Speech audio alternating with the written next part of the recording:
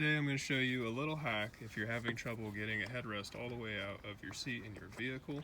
Many models share this, I call it technique. So give it a try before you give up on removing it from your vehicle. This might be the reason why you are stuck on it.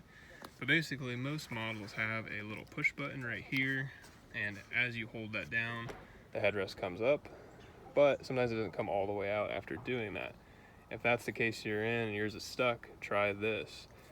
Look for the little plastic trim on the other side opposite from where the button was. Use a screwdriver to pluck that off. Now I've obviously removed the headrest here just so I can show you in better detail how to do so.